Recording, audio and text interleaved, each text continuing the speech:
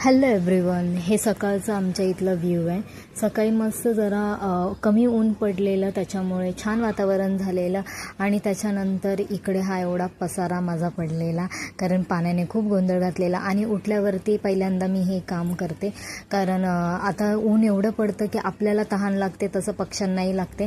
त्याच्यामुळे मग मी डब्यामध्ये पाणी धुवून भरून ठेवून देते आणि काही असेल ते खायला चपाती वगैरे ठेवते आणि चपाती वगैरे ठेवून देते. आणि इथे मिश्का झोपेतून उठलेली आणि मी बनवत होते दुपारसाठी जेवण, कारण एंजलला स्कूलला जायचं होतं आणि ती काही मला सोडतच नव्हती. मग तिला बघत बघत मी कसं तरी जेवण बनवलं. आणि आज खिचडीच बनवलेली, कारण त्यांना जरा तोंडाने खायला जमत नाही आहे, लाल झाले.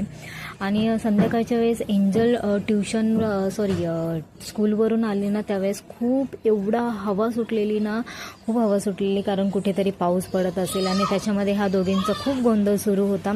आणि सगळं हे आवरून गोंधळ वगैरे तिचा झाला. एंजल गेली ट्युशनला आणि मग पुढे मी माझं काम करून घर साफ करून बसले इथे भाजी साफ करायला. आणि गॅलरीमध्येच बसलेले, कारण खूप थंड हवा सुटलेली. तर पंखे वगैरे बंद करून मस्त गॅलरीमध्ये बसलेली मी, झाडून हे करून. आणि तिथे मिश्का मला मदत करते. त्याच्यानंतर मी आज कांद्याची पात बनवली.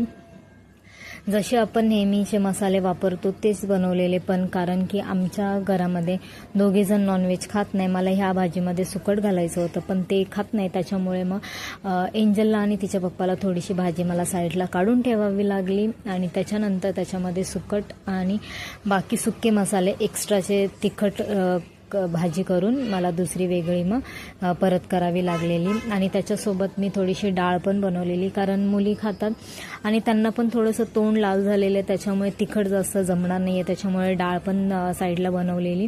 आणि त्याच्यानंतर लगेच चपात्या बनवून घेतल्या मी.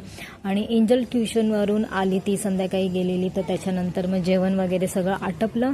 आणि मग लास्टचा माझा पूर्ण दिवसाचा वेळ माझं संध्याकाळी सगळं आवरून झाल्यावरती एवढे ते ढीगभर कपडे, कारण धुवायला काही वाटत नाही. जेव्हा आपण धुतो कपडे कितीही असले तरी आपल्याला काय वाटत नाही, पण जेव्हा फोल्डिंगचा टाईम येतो ना, खूप कंटाळा येतो, जसं की मला येतो.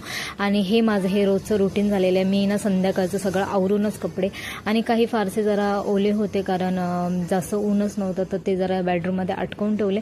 आणि बाकी जे सुकलेले ते मी फोल्ड करून ठेवून दिले. चला तर मग परत भेटूया नवीन ब्लॉगमध्ये.